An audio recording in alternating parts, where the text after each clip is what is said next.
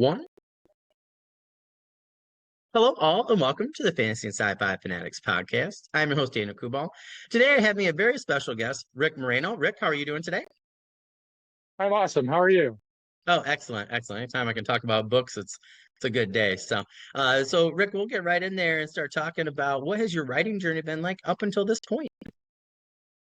Actually, it's been amazing. It was something that I always wanted to do, but I really never had the chance to until I was able to retire. Remodeled our forever home once we moved here, and then after that, it's like, okay, what's next for me? And then at that point, it's like um, they had just re-released Dune after COVID because I was Oh, that's laid off awesome. during COVID.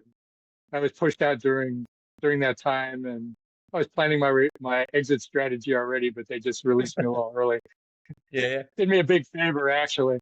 But so actually, I after I saw um, Dune for like the second time, it's everything started percolating. Because the way I describe my book is Dune meets Game of Thrones meets Stargate. And I had read Dune right after I got into high school, and that is what really inspired me to want to write. I After I read that, it's like, yeah, I would really love to write something like this.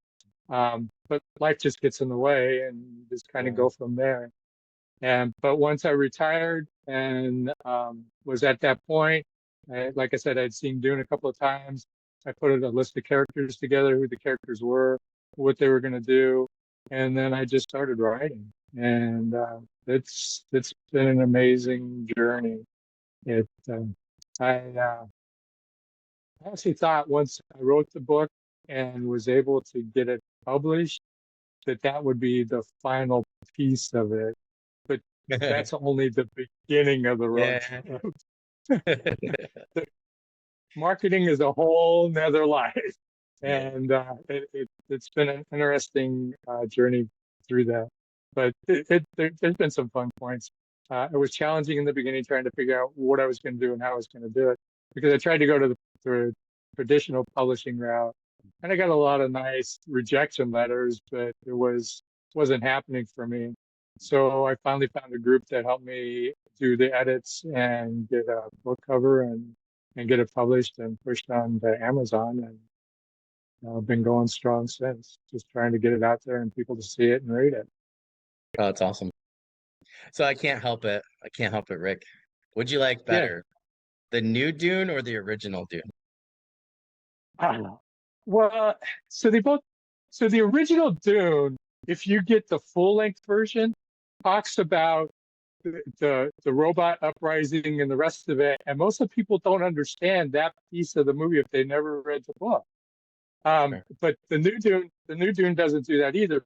But I Yeah. actually like the new Dune better. It's closer to the book, and it's a lot more realistic to what's going on. I did like the original movie. I mean, that kind of sucked me in, but the new one is a lot better, I think. My buddy was supposed to go with me. This happened to me twice at two different movies. Like he was supposed to go with me. He's a general manager. People got sick or called out, whatever. So like right on the way to the movie, he's like, Yeah, "Oh, I'm so sorry." And I was like, it was right before. Yeah, like I remember. I think my wife was pregnant. Yeah, so she was pregnant, and it was getting closer, right? And I was like, I'm just gonna have to go see that. I was already there. I was like, I'm just gonna see it myself. And I literally sat. It yeah, was packed, and I sat in like the fourth row, like third or fourth row, like right to center. But I was just like I was like right in the middle. absolutely blown away. Yeah. I haven't gotten to watch the second one yet because I'm really not a fan of Hulu. But Netflix just had it on recently. And because Hulu, Okay, it's like the music's so loud, but they talk yeah, so low, right? And I can't watch it when yeah, my son's it with me. drowns it out. Yeah, Yeah, yeah, yeah. It's like I have to have it on so loud. So usually I'm like watching stuff on my phone or something. So it's like it's just been so annoying. So that's one I was so excited when they got to Netflix, and now it's on Amazon Prime too. So now I can actually watch it. Actually, my buddy just reminded me the other day. It's like in my queue.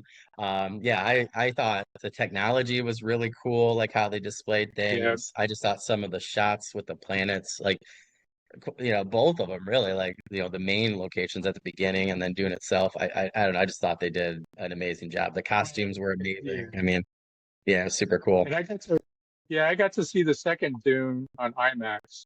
Oh, that's cool. Shortly after. Oh, Oh, it was That's awesome. awesome. And it was the same type of deal. Two other people, my wife and another person were supposed to go with me.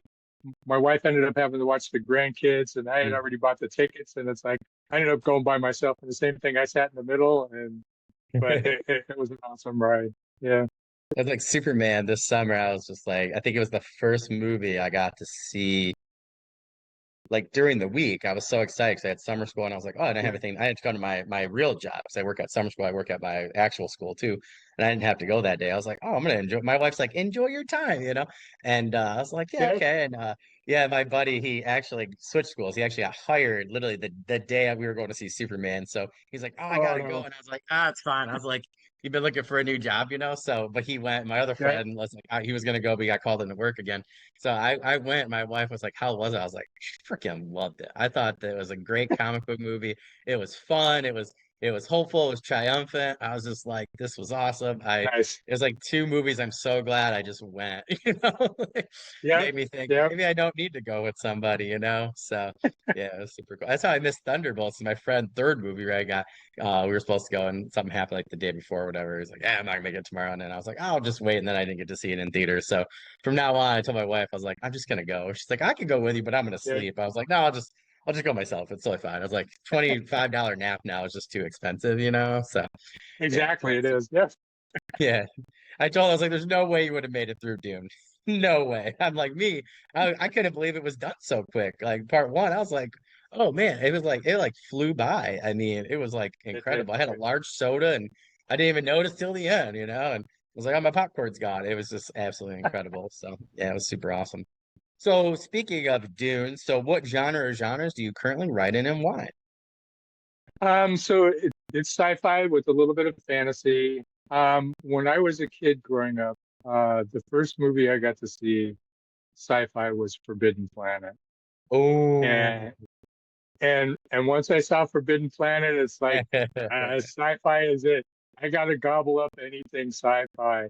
And then so I would watch anything that was sci-fi, anything that was on TV. When I was a kid growing up, they used to have a lot of the sci-fi stuff on Saturdays. oh So they yeah, would have like the the B level sci-fi movies, but it yeah. didn't matter to me. It was still sci-fi, and I loved it. And then you bring in Jason and the Argonauts, and then Oh that geez, brings in the fantasy element yeah, to it. And so that's where I've been my entire life. If it's either sci-fi, it's fantasy. And that's kind of, and so that's what I was, like I said, I had read Dune, so I wanted to write something similar to that. So it crosses both realms there, and so that's what I like to write in. Plus, I like something that a book that moves.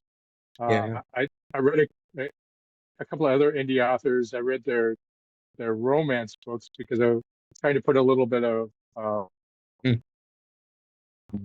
romance into my books. So I was reading some of that stuff and it was sort of slow burn stuff. So it's like mm. I can't do this. It's yeah. It's nope, nope. I'm back to the sci-fi and fantasy. Yeah, yeah. I'm that way too. Like, and there is some like science fiction and fantasy where I'm like, oh, it's just too slow for me. And because I like those Forgotten Realms or Dragonlance. Like, I like the 300 and 350 page where Yeah, it's just like boom, boom, boom, and then you're on the next part of the tale. That's what I tend to do with writing. I'm like, I don't, each to their own, right? Like, I'm just not interested in huge very thick space operas or, really thick epic. I'll read them, right? But usually now I read them more yeah, because of Audible, and my buddy and I will yeah, do Audible and Kindle, and we'll book club it. So it kind of yeah. keeps me going. But yeah, like writing wise, I'm like I can read them and listen to them, but I was like I can't write them. It's just for right now, at least it's just too much for me. But yeah. Yeah, I love the two genres though, because I remember like my son will sit with me and like, do you want to sit with me? He's like, yeah, sit with you. So he'll sit with me and he likes like science fiction and fantasy, like the cartoons or Nice. whatever. Yeah, Yeah, incepting early, So, but my grandpa used to like Fridays, and we didn't have cable. My parents would go to my grandparents, and my mom and dad after work, they would then go work there. Like they used to work for like Amway and stuff, so they would go on the weekend or whatever. yeah, So we would go, and I used to love it, right? Because like 7 to like 10, they would have some sort of movie on AMC or whatever, right? Yes. Turner Right. classic Yeah. movies, yeah. So Yeah. I used to watch all the Aliens and Predators and all sorts of stuff with him. And I'm like, I probably shouldn't have, or Yeah. Star Wars and stuff, but they were all like the TV versions, right? Masters of the Universe was like one of my favorites, with Dolph Lundgren. And there's Yeah. like, we used to watch Yeah. like Buck Rogers. He was a big Star Trek fan, so we watched all the original ones. He was a huge Lost in Space fan, so we watched that quite a bit. I said to my mom, I Yeah. was like, no wonder, because this is my dad's dad. I was like, no wonder I'm a science fiction and fantasy nerd, because I was like, and I never realized it, until I was older. I was like, Yeah. and I started naming stuff also off. I was like, he loved movies, but he loved science fiction and fantasy. Like, I can only Yeah. imagine if he was still around today, what, like, he would be in heaven, with superheroes, and Oh yeah. he loved Yeah. Absolutely. It Batman would and be. Superman. Yeah, like, Yeah. I always think like he would just be like having a blast, knowing that I'm like about to release, science fiction and fantasy. Like he would be really, really happy. So yeah, definitely my two favorite genres for those kind of reasons. So I totally agree. Nice. And I just think they're more fun. I'm a teacher, so I deal with crap all day of, like not my, not like my own, but like just like stuff that kids are dealing with, right? And it's just like it's not Right. fun for me to then go on to Law and Order SVU, and then it's like something I had to deal with the last couple years with a kid. It's like there's some stuff, right? It's Yeah. crazy. Yeah. I'm Doing like, this. I want to, Yeah. yeah, I'm like, I want escapism. And, as soon as I leave Yeah. here, as soon as you and I get done talking, I'm on my way to my Cairo, right? And I'll be listening Yeah. to Dragons of like Spring or whatever, for Tracy Hittman and them. So for Dragonlance, like I was like, oh, I discovered it. I was like, oh, I didn't realize it was on Audible and Kindle. I just never think of those that I have, physically on the shelves.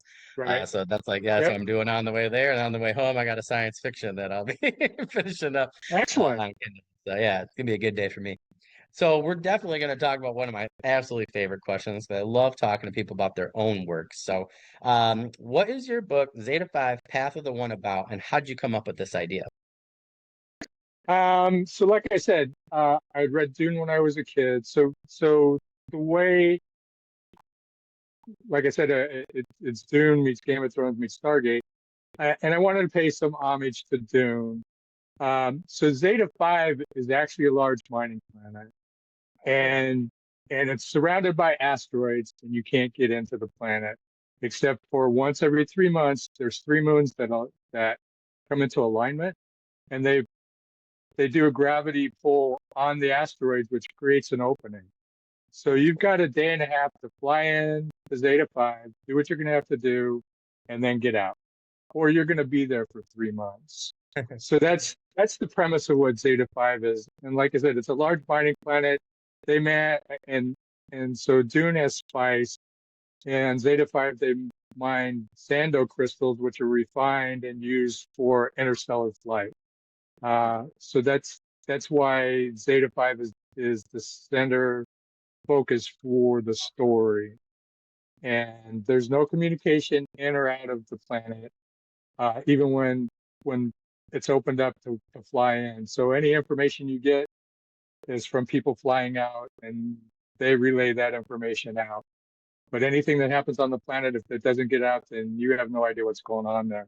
So that's kind of how it runs. So that's why I put Zeta 5 together that way, kind of building a world that was isolated and that premise. But there's a main character. Well, there's a few main characters, but one of the main characters in there, Connor, he's a young warrior. He's just starting to get into it. In the first chapter of the book, this is his first chance to get in. He's got an older brother, Adam, that's been doing this for a while. And in this universe, they bring on other planets when they're mature. And this planet that they're on is in the middle of a civil war, and they're trying to end the war there and bring the planet on.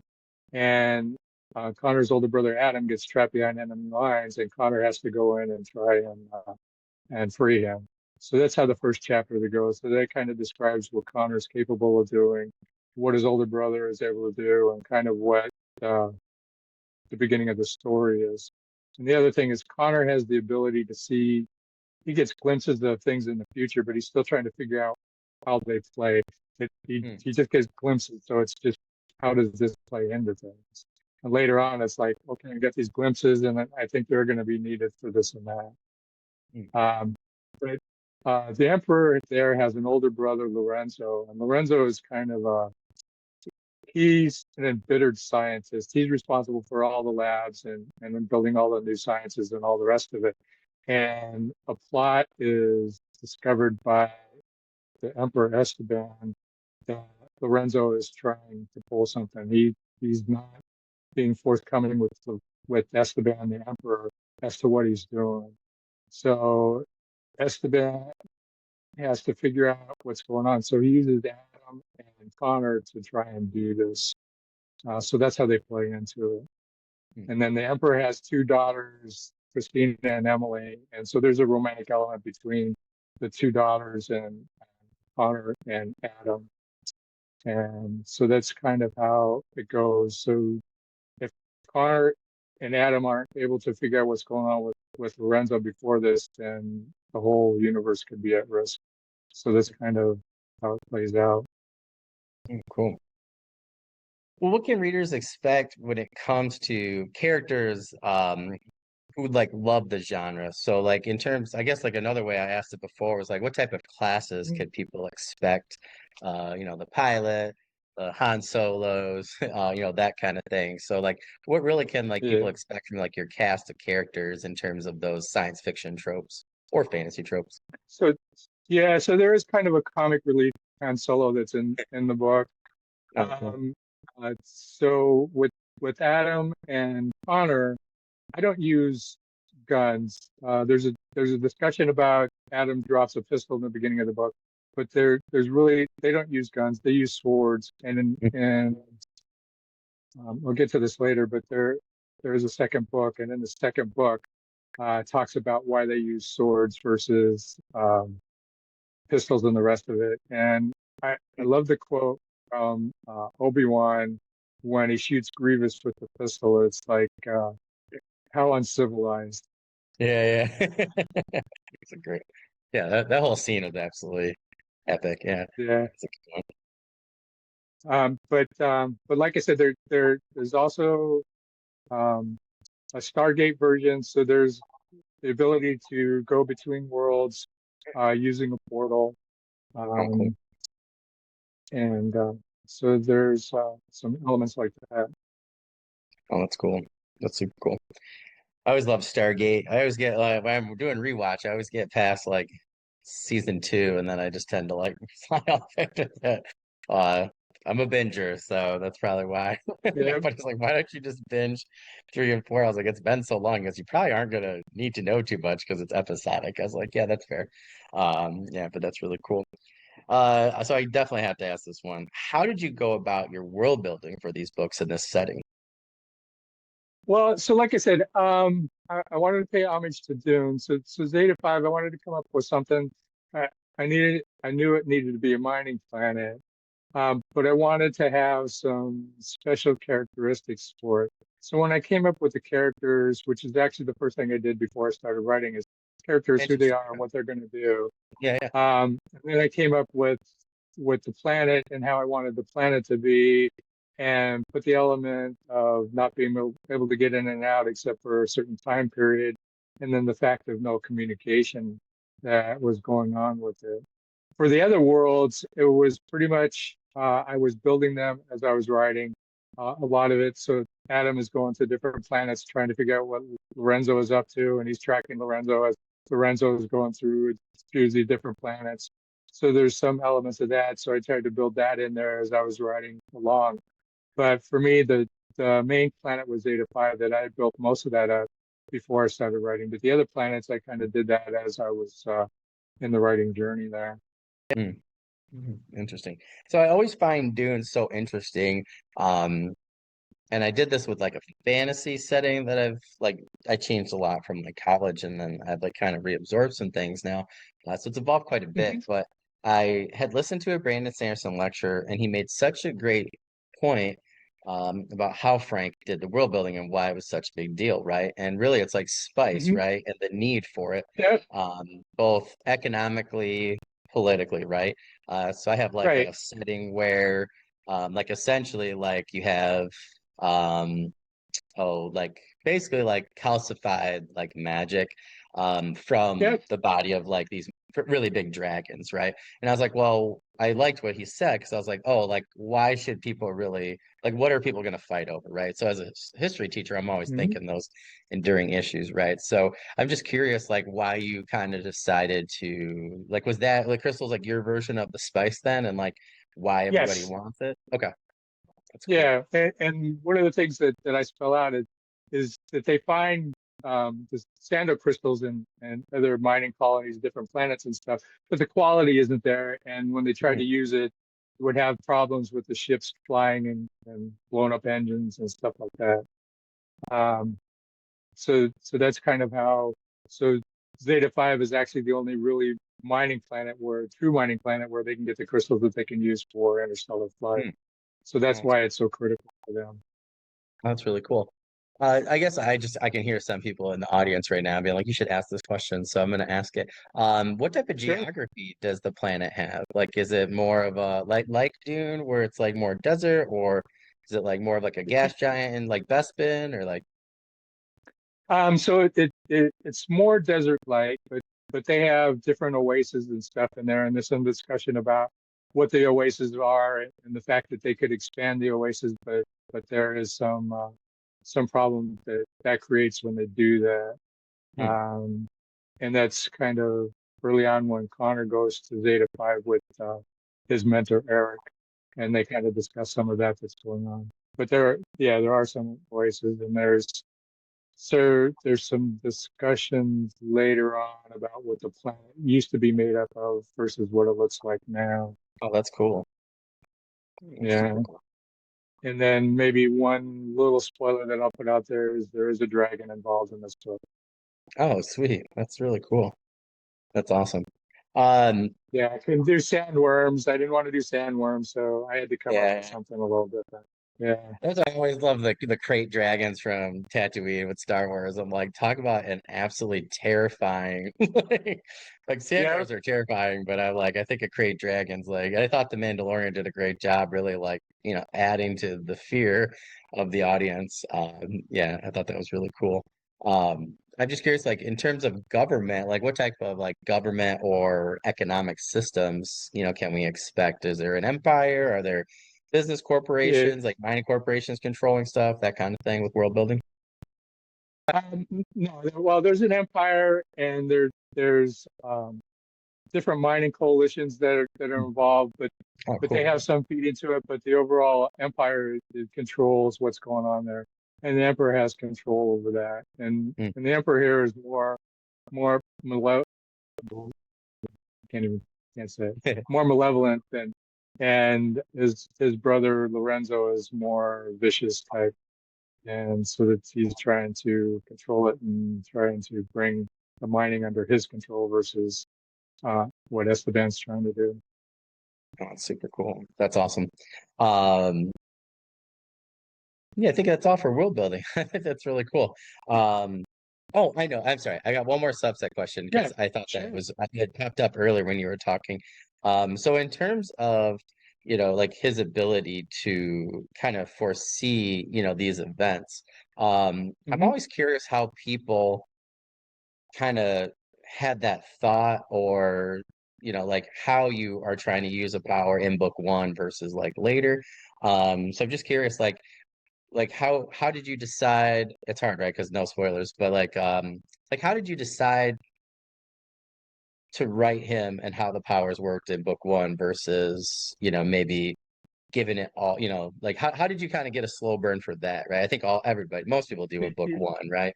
Like how did you do Yeah, that with that type of power, if that makes sense? Like yeah. So what I talk about is he would get flashes of things that are happening, and as he's going along, he gets a little bit more clarity about what the mm, flashes are and what they're doing, and then he gets some other visions, and it's like, I know this vision is important. I know it's something that we're going to need later.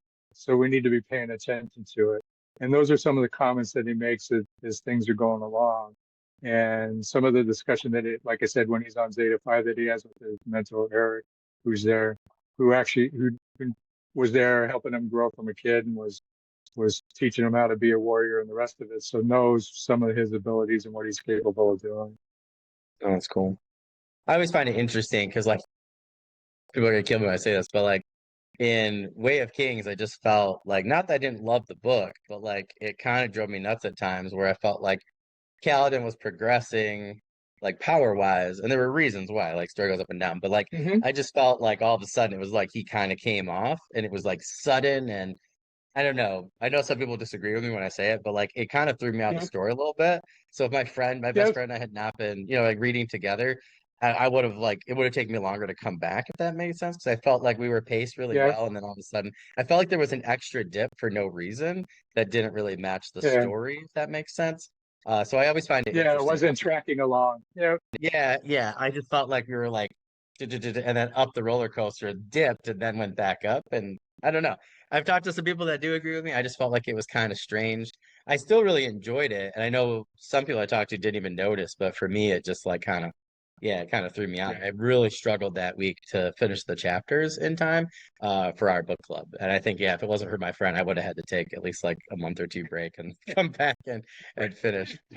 But I get, it's hard, No, I right? get it. Pacing the powers Yeah. is hard, as I like to call it. So yeah, like that's like I'm struggling with my book one for urban fantasy because my guy's like 2 years in from become being a Marine, had some crazy stuff happen in my prequel novellas, and then goes into becoming a monster hunter. Um, and I'm like, I just feel like he's too souped up, if that makes sense. But so I'm like Hmm. really struggling, right, with the first draft to, make sure he's not too OP and, to really track and make sure it's paced.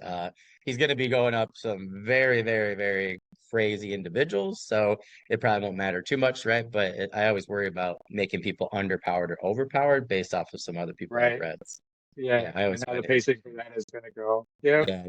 But I like how you did that. When you were saying that, I was thinking like, oh, that's so cool that you can give a little tidbit, and because I just think like as a reader, that's really cool because I'm like, oh, I know this is going to be important later, but then, to find out why along the way, I think is really cool. It's those breadcrumbs I think are just really, I think that's just a terrific idea personally. So that's the kind of thing that would keep me, will keep me going in the book. Yeah. So Right. take notes, Brandon. But yeah, but like book two, I thought was so much better because there was one of those like climactic moments and then a dip for the resolution. But I think that's why a lot of people, even subconsciously, like Words of Radiance more, because again, the power, I think everything, really progresses and, I think he hits the paces a lot better. So, but I think that Yeah. that's really cool. So that's really neat. I've seen people Thank you. do that where again, they kind of outpace themselves or they leave themselves Hmm. behind. So I always find it cool when someone can do it really well. And I've seen quite a few indie books in particular that just do it really well, whether it's fantasy or sci-fi. So I think it's a great tool to use. So it's really cool. Well, one of my favorite ones is talking about the weapons, gadgets, and things like that. So, what type of science fiction weapons, gadgets, and technology can readers expect from this setting? I love thinking of the mining technology or, things like that that they could use. So, Yeah. Yeah. So, um, let's see. How do I do this without spoilers?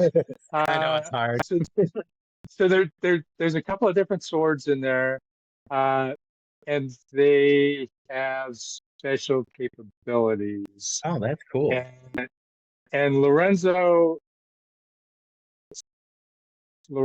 is, I hinted this kind of early on, so it's probably okay.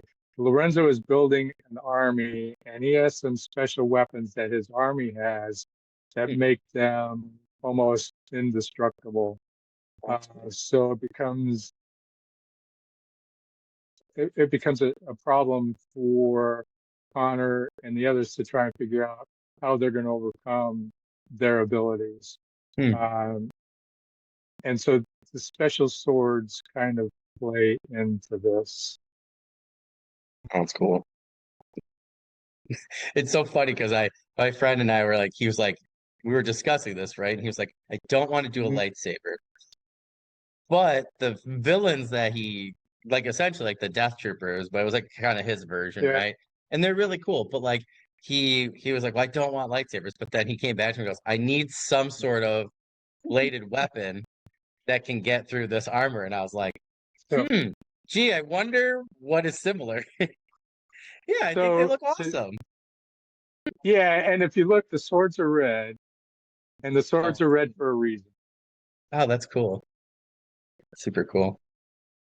Well, yeah, I told him I was like, I don't understand. Because I was like, if you're gonna go science fiction, I was like, why not use the trope, right? I was like, to me, that's almost like the lightsaber is almost like a character trope now, right? And I'm Yeah, like, it's just so he finally goes, I went with something similar. Like I was like, okay, cool. And I forget the name he had for it, but it was really cool, and I hadn't heard it before. I was like, see, there you go. He was like, yeah, and he was like grumbling. I was like, there's a reason why George is the master, right? I said same with Star Trek, right? Like I saw someone do a similar yeah, style ship to the Enterprise. They're like, oh, it makes sense with the aliens I have who, control the ship. I was like, I think people are here for it. I'm like, there's a reason why right. I've watched a bunch of different science fiction. Like, I don't really care about certain originality, right? I want original characters. I want to see some similar technology. I think that makes total sense in terms of world Yeah, building. no, absolutely it does. Yeah, I just thought it was so cool in the new Dune movie. I just loved like the even like just like those little like dragonfly things they had, right? Like the little yeah, skippers, right? Like, oh my gosh, they were yeah, just so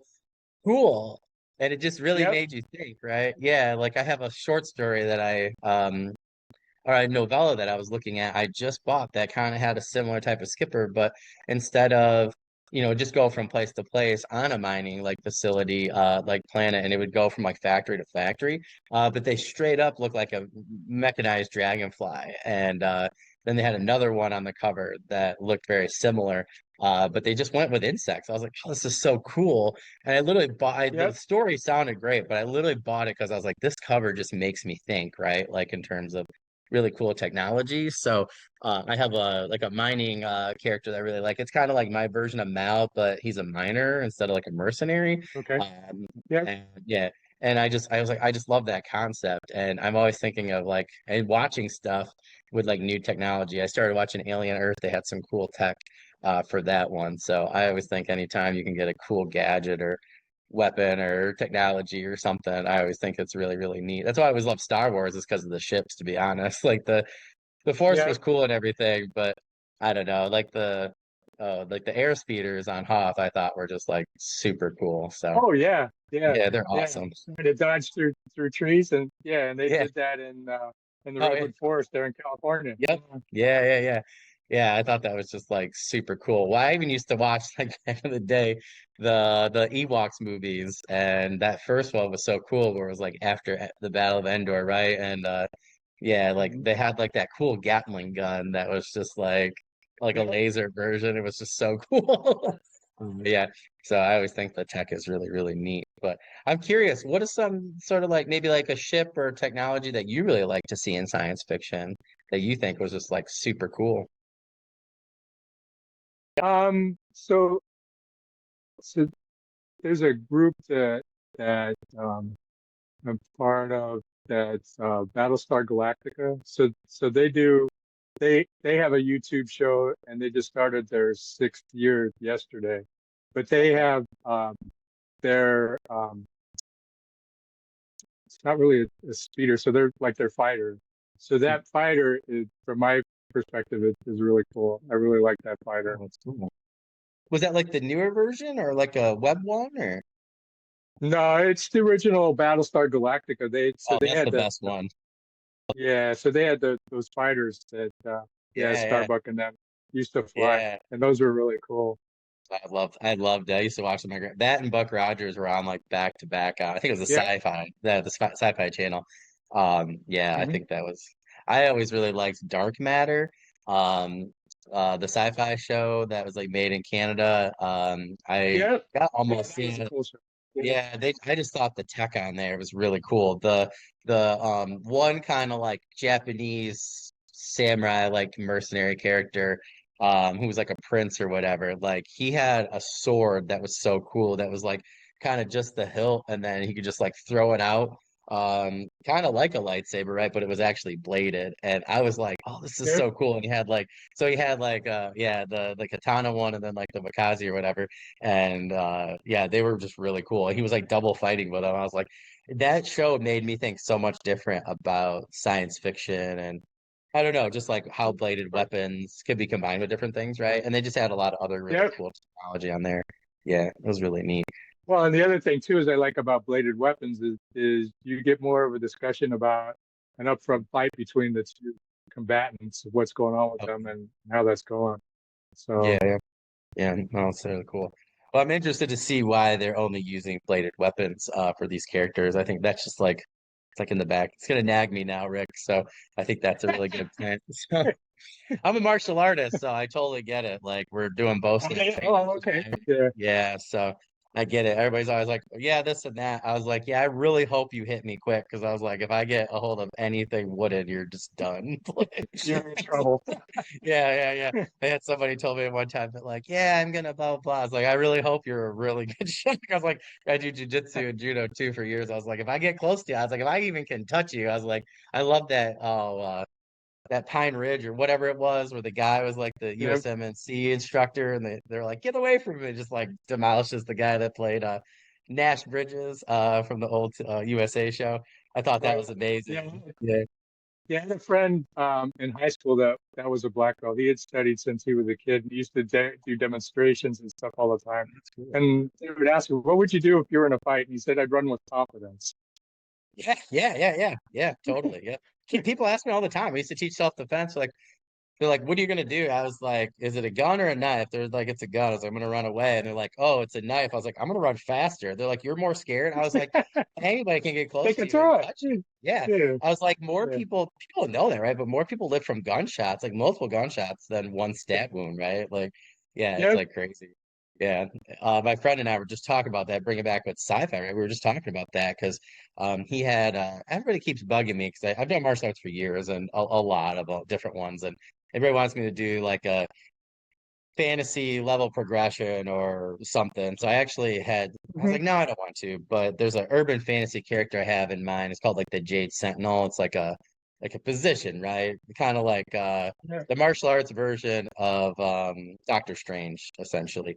Okay. And I was Yeah. like, yeah, so I just twisted it, right? I was like, well, I have like an Avenger style crew in my urban fantasy. So I have like each series and five Hmm. characters, and then I'll do a thing, right?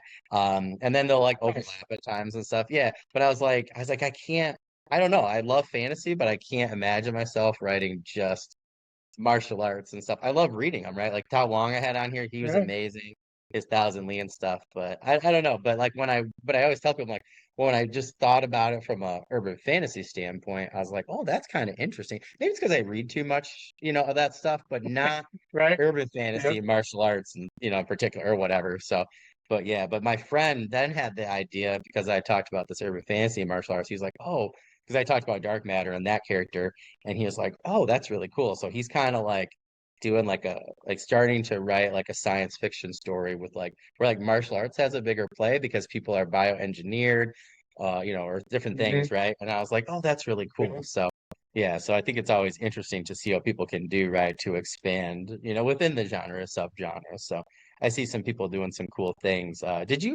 Oh, oh my gosh, there was that novella that was like kind of like a nod to Alien. Um, oh, it was so good. There's a African American woman on the cover, and you can kind of see the alien coming. I read it, Scourge of the Stars or something like that. It was like absolute. I'll have to look I it don't up. think I saw it. Oh yeah, Yeah. I'll send it to you. It was one of the Okay. best science fiction novellas that I've read, and it really like made me think. Like I felt like she did a really good job, or they did a really good job of combining, yeah, like science fiction, like Firefly with Alien, and just doing some Oh, unique wow. things. Okay. Yeah, yeah, Yeah. yeah, I think it is Scourge of the Stars. Yeah, it was super super good. Yeah, it was one of the better like science fiction like stories I've read recently. But I did have on Scott Snyder. So he wrote one of the Alien books later on after the movies where it's Nice. like Yeah. Roman Legion meets an alien and they like fight or whatever. So I cannot wait. Yeah. Oh, He was geez. telling me about it. I was like, Yeah. I had no idea. And it was like in the interview, I was like, I just bought a bunch of the books because I found out that they did stories after the movies and stuff. So I'm like really, Right. really excited there. But yeah, I highly recommend them to people though, because they just sound like they do an amazing job with like military fantasy in particular, mixed with science fiction and alien. I don't know how that couldn't be Awesome. good. So Yeah. yeah, Yeah. that's super cool. So if you could pick one science fiction planet or setting to visit, which one would it be and why? So let's say quarter song, Mm. because of the Jedi Council and Temple. But before Anakin gets a hold of it and wipes everybody out. That's I feel like that's fair. Have you ever read like those Tales of the Jedi books or like anything like that, or like Urla Kun or anything like or Urla Kudroma or any of those? Like they're like No, way back. I, I, so I saw them on Amazon, but I've been Oh, they're doing a so bunch of indie author reading, good. so I Mhm. haven't had time to sit down and go through them. But yeah, I spotted them when I was looking at some of the Star Wars, the different stuff within Star Wars, probably 6, 8 months ago, and I Mhm. spotted those books in there. But Oh, they're yeah, so good. Like anything with early Coruscant, like I think it's just so cool where you get to see like how it was actually formed, yeah, particularly like with the Jedi and stuff. And yeah, and yeah, there's some of the best stories, anything from like yeah, like that era. I'm glad to see that like more and more people are like doing comics now, though, that era and stuff and the books too. I'm just waiting on this gift card for my birthday to go back through. I had like a fraud thing, nice. so I had to like Yep. get it reset. Oh, geez. I have so much gift card money waiting, and I'm like just seeing all my friends finish these great Star Wars books from like that era. And I'm like, oh my gosh, I was like, Right. I wanna get caught up so badly. Yeah. But Don't tell me, don't tell me, don't tell me. yeah. My friend goes, well, I just read the fifth book out of six of this series. I was like, if you spoil anything for me, I was like, we're not friends anymore, like. Because I think it's cool, yeah, like there was just so many, and it was wild. Like I was like, I've been collecting some stuff slowly for my son, right? Thinking like Sure. maybe something will get popular. Like I remember years ago, this was wild. I bought a number one issue of a random indie comic, right, that I thought wasn't gonna Hmm. take off, and for 50 cents. And I just thought about it recently. It was actually Invincible. So I have a number one, like the Oh, first run of wow. it. Yeah, just sitting. I've only read it once. I haven't touched it in like 14, probably like 16 years, right, since it came out. Yeah. So I was looking online. I was like, maybe one day I'll be able, actually afford college for my kid. And then there was like some 2012, I was still buying Star Wars, and it was wild. There was one run of like six issues of just random Jedi, right, fighting random Sith, and like each one's like $300 now. So I Oh, said to my wow. mom, I was Yeah, like, that's "We need to crazy. insure my comic book collection at your house, or put some stuff. I'm gonna actually get some stuff graded, and might have to be going downtown to the bank, get a vault or something, so in case anything happens." But yeah, I actually Right. was able. There's such a good one. If anybody likes Oh, it's called Rook Exodus. I'm totally blanking on the company, but I've been buying everything from them. And Rook Exodus Hmm. it's such, I think you'd like it. It's such a great science fiction. It's like people on Earth, they genetically modified them with certain animals to attach them to certain classes of jobs in outer space. Oh, wow. And Okay. yeah, it's super cool. And so you get like genetically like mutated or engineered like humans, and then but the technology they use with different characters is so incredible. The main Hmm. character of that one, Rook, he has like a raven like helmet, and it's got all this cool tech. It's really cool. It's very dystopian, like sci-fi dystopian, but it's got to be one of the Hmm. best made like comics in terms of color, art, and just like writing. That's been like super super cool. So science fiction is one of my. I always started with science fiction with reading and stuff like that with books and comics. So for me, like that still is like, one of my main things. I Where love it is. fantasy I discovered later. Yeah, but for me, science fiction's always been my baby. So that's super cool. Well, I'm really excited to read your book, especially now that I know that they're using swords for a reason. And that sure is really cool. But yeah, I Absolutely. like knowing too that the color actually, has meaning too. So I've always found that being a writer now myself and probably about to be publishing things, like I get a better experience. Like I get a director's cut. I actually like interviewing people first. I had somebody who's like, you can't interview me until you read my book. I was like, that ruins the reading experience for me now because I just get such a Yeah. better and I started doing this like Feel a couple for it. years ago. Yeah, and then the next time we chat, I can get some more, in-depth, questions and stuff. And I've done that quite a few. Absolutely. Yeah. Yeah. And I always let veterans come back on. I'm like, yeah, like veterans get like first dibs and stuff. So for me, it's just been so cool to see people I started with, now have 8 books, 9, 10 books later.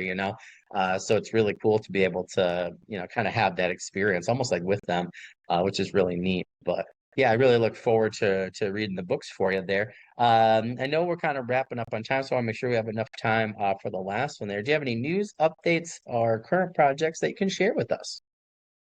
Yeah. So when I wrote this first book, the plan was to get writing out of my system, and then I was done. I'm currently probably a third of the way through book five. Oh, wow, that's awesome. Yeah, yeah, and I just so um, Michael has actually agreed to edit my next three books. Oh, sweet. Yeah, and um, so I'm hoping to actually publish book two at the beginning of next year, Oh, and cool. then yeah, I was trying to get a following for the first one, and it's slowly starting to take off. So now that it's starting to do something. I mean, it's not flying off the shelves, but it's starting to get some recognition, which is what I wanted. So now I can get the second book published and start moving along here. And by the time I've got the fourth book published, then book five should be done. And the way I'm looking at this, I've already put uh, a skeleton plot together for book six because there's stuff that's going on in book five that won't finish what happened with some of the stuff in book four. Mm. So I need book six to actually finish off the series. Oh, cool. So my plan is to actually have six books done for this series. Oh, cool. Do you have any ideas about what you may do after that? So I've got a fantasy book that I started, and when I was getting ready to publish this first book, the group that I was working with, the the the publisher for it, um, suggested that I kind of put that on the shelf because I told her, I said, well, after I finish this first book, I want to go back and work on this other one that I've been working on.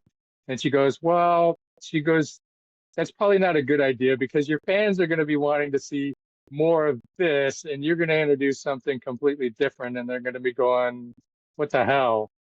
So the book that I'm working, this book that I started is probably 10, 12 chapters into this book, is kind of uh, Dark Harry Potter meets Indiana Jones. Oh, that's I cool. have a I have two classes of warlocks, regular warlocks and then super warlocks.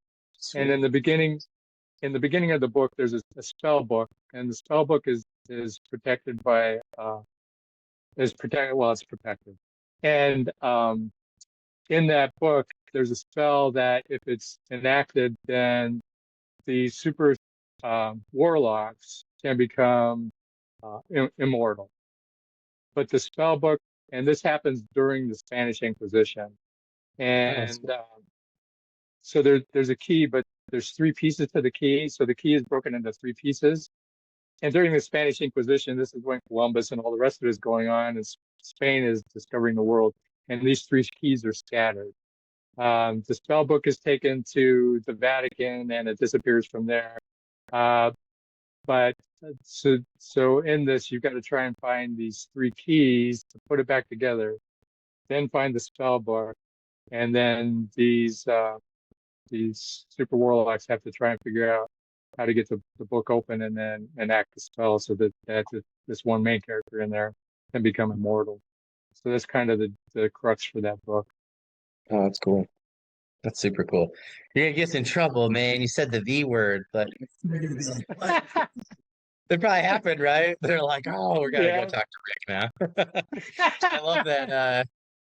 Like I don't know, what was it? Warrior Nun? Oh my God, season one was Yeah. incredible. They like ended the Vatican, and then season two started, and in my opinion, I didn't keep going. But yeah, season one was like incredible. I was like very disappointed that they didn't like. I don't know. Maybe I'll go back to season. Maybe it pops back up. I don't know. But my friends, a bunch of people Right.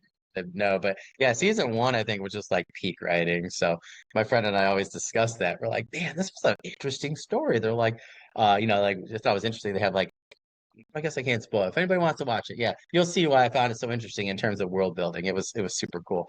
But yeah, I always love that. I have a bunch of friends writing. We always tease each other because everybody's right about the Vatican right now that I know in Yeah, some way. Like I am, I have like a separate group of like warrior priests essentially, yeah, that are like a cleric class, right? I was thinking D&D terms, and then my dude's like a punk rock, like Monster Hunter kind of thing. Like, okay, yeah, yeah, and then yeah, so and like sometimes he like meets up with like different classes. I got this dope, oh, just amazing Native American like Cherokee, medicine man who's just nice. he's got like a glowing spear and stuff. So my friend, he's like, they were all telling me about their Vatican stuff, and I just thought it's so interesting, right? Because so many people Yeah, have different things and they're all so cool. So that just sounds absolutely amazing to me. So it'll give me more ideas for my own stuff. So I really like that. So that awesome, awesome, sounds really excellent. cool. And you said the W word, you said warlock, so I'm already there because that's just a really cool class to write about. So I can't wait to Yeah, see how you I always love to see what warlocks personally, like how people go about the magic system. Um yeah, yeah, yeah, because I have a story about one that he has to do it, and I'm not gonna tell anybody why because I think it's gonna be really cool. But he has to do it. I'll tell you later. But he has to do it, right? And then, but it's like he gets attuned to like a dark god essentially, or like entity, right? And then he's trying to find a way hmm, out, but he has to like kind of do what yeah, they say, right? So, but it stinks because he's not the type of character. But when you push people into a corner, right? Particularly for a good reason, right? different, Like, yeah, yeah, yeah. right, So I always love to see how people handle the magic system, and that yeah, kind of relationship with those classes. So I think that sounds, and you said Harry Potter too, so got a lot of keywords there. Stargate, Dune. Okay. I think we're gonna do okay. So that sounds awesome. awesome. Uh, well, I want to thank you again for coming, Rick. I just want to remind our audience that all of Rick's books and social links will be in the podcast episode anywhere where you're listening or watching. So please make sure you guys click on those, check out his books, and all those socials and things like that. We want to remind people to review the products that you are buying or, borrowing from Kindle, Prime, Amazon Prime, Kindle Limited, that kind of thing, or any of the other apps because it just helps everybody out, not just indie, but traditional as well. It also helps out not just the authors, but Rick mentioned some other people that help him as well. So everybody rises together, right? So if you guys could continue to do We that, do. super awesome. Yeah. Rick, thank you so much for coming on. This is exactly what I needed at this point in my week, and today in particular. It was a very long day at work. Excellent. It was great. It was long. So I actually feel very refreshed for my evening writing session. You gave me some great ideas. So put me, on your, schedule for book two. Hoping I will. I don't know what I'm gonna do between 5 and 6. We have so many people that I'm like, I don't know if I'm just gonna record and just release like 2 a week or something, or at this point, I don't know. Maybe I'll get to point one. I don't know. I'm like, a year is a long time to not get to talk to a new group of people and and publish. So I'm kind of debating at this point. Maybe I'll do Right. like the first half, one week, and then the second half with season six. I don't know. But yeah, put me on there. We'll chat, and then I yeah, we'll will. talk about it too. I look forward to helping you with both. If there's anything else I can do in the meantime, send it to me. Either via email or social media, and we'll get whatever we can for you out there. So sounds awesome. I appreciate it. I enjoy the time. Thank you. This has been Yeah, great. yeah, excellent. Well, Rick, you have a great rest of the day. I'll be emailing you this weekend with everything. And other than that, happy writing, my friend. Have a good rest of the day. Same to you. Thank you. Thank you. See you later. Bye. Bye.